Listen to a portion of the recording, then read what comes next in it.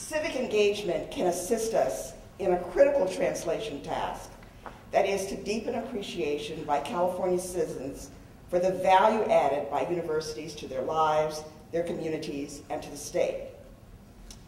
The moral acts of 1862 and 1890 have always been a touchstone in my deeply held view that public universities exist for public purposes. That is to say, they came into being because society accepted the premise that education was of great value to the commonwealth as well as to the individual.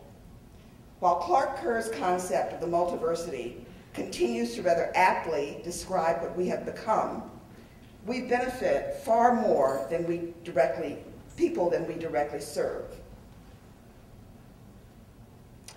That's 5 minutes? Oh, that's 1 minute. Well, this is not going to go in 1 minute. I think one of the critical things that I want to say has to do with the fact that since World War II, public universities and private universities have both been the object of tremendous federal largesse. That largesse, however, has not been evenly spread. It has gone overwhelmingly to areas of science and technology and math. Now, the reasons for this are that initially the federal investment in higher education was justified by what it could contribute to national security. Okay? After the end of the Cold War, we see a kind of shift in the justification for federal investment, and it becomes for the reason that it's within the university that we're going to generate the knowledge that is going to provide the new products, the new processes that are going to drive the future economy. Now, some areas of the campus have benefited tremendously from this particular view, which is widely accepted throughout our country. This is not so of other sectors of our campus, and I'm thinking in particular of that area of the campus that we refer to as the North End. We have not, on that end of the campus, received nearly anything equivalent in terms of largesse from the federal government. And one result of that is a kind of uneven benefit from the federal government to our campus. We're not hiding from Russians anymore. We're not expecting bombs to drop from the sky. But we have really not made the plans that adjust us to the changed local realities, national realities, and international realities. We're still operating on a post-World War II model of federal investment. So what I want to say is in conclusion, is to remind us all that something that I thought was very, very well put in the President's Humanities Commission of a couple of years ago. And that is, I'm going to quote, "At the heart of the university's mission in a democratic society is its role in creating an informed, literate, and humane citizenry and preparing leaders to move us forward in politics, science, business, and the arts.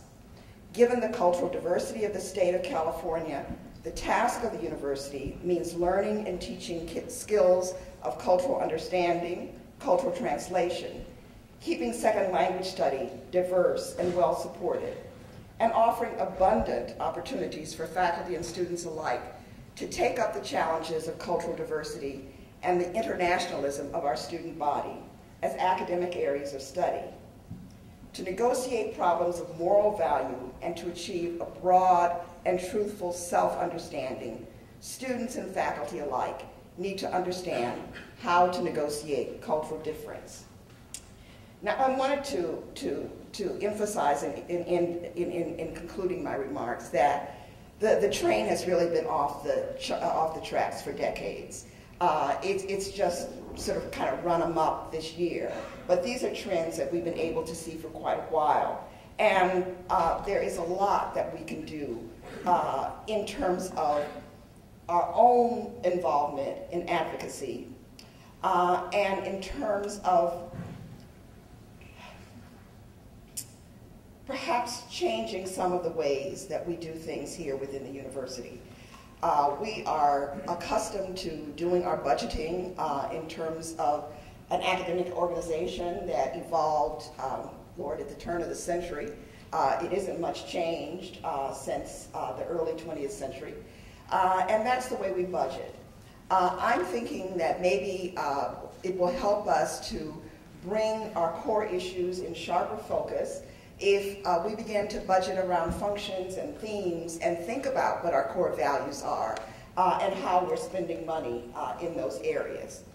Finally, I want to say that this puts a particular responsibility on those of us who are in leadership positions in the university, vice chancellors, deans, and I'm not discounting the importance of the leadership of the Senate, but certain leadership on the campus really does do the authorizations for the expenditures, and that tends not to be the Senate. So we have to begin to think of the really complex ecological system that we have in the university and understand that it's governed not just by competition for survival, but it can be improved, it can be enhanced, our future can be better if we do more in terms of collaboration, cooperation, and recognize the kind of symbiosis that really exists among the different academic areas of the campus.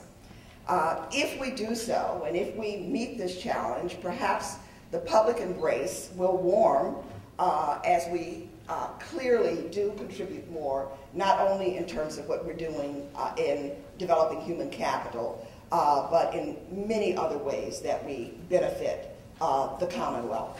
Thank you. Thank you very much, Vice Chancellor Mitchell-Kernan. And now we're very fortunate to have two student leaders address these issues. Our first speaker will be Miguel Lopez. He is a doctoral candidate at the Graduate School of Education and Information Studies. He served as a teaching assistant at the Graduate School of Education and at the Cesar Chavez Department for Chicano Studies. And he is currently the External Vice President of the Graduate Student Association. Miguel. Thank you. I just want to start off by saying for the people standing in the back, I counted 7 chairs in the first 2 rows, so please come up and have a seat. I'm also following Vice Chancellor Mitchell-Kernan's lead and also standing, just feeling a little bit more comfortable up here before everyone. Just wanted to first start off by saying, that I am here as a graduate student leader, but I am here as a concerned student first. So before that, I've been very active on this campus and system-wide also, both leadership positions here as well as a sister campus at UC Santa Barbara where I completed my undergraduate degree. More recently, the past year, served as a vice chair of the Student Fee Advisory Committee as well as on the executive committee for the UC Council on Student Fees. So I am very familiar with this problem that has been brewing for the last couple of years that has now brought us to where we are today.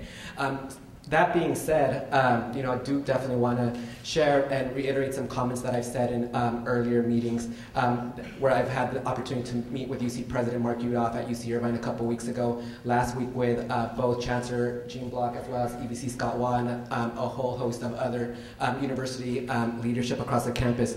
And I was there to tell them that, these are unprecedented times to everyone here. Unless anybody, I know we all are young and some of us are younger, but unless anybody was here during the Great Depression, these are unprecedented times for the university, the state, the country, and the international community, also as Claudia had said earlier.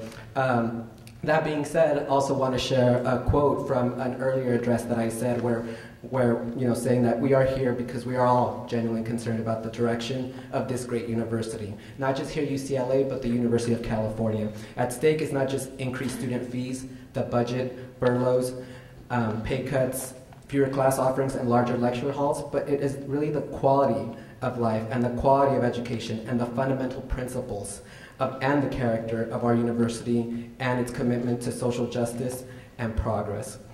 As a graduate student, I am also a TA. As my introductor stated, I've TA both in the Graduate School of Education and now more recently the last 2 years in the Department of Chicano and Chicano Studies. And there I'd like to share a little bit about how the current climate is not only affecting us as students, but also in the work that we do as graduate students and as TAs. The workload has significantly increased. This time last year I had 20 and 22 students. This year I have 31 and 36 respectively. That in itself is the addition of an additional section and workload. The preparation that goes into that to deliver a world-class education that UCLA has been known for.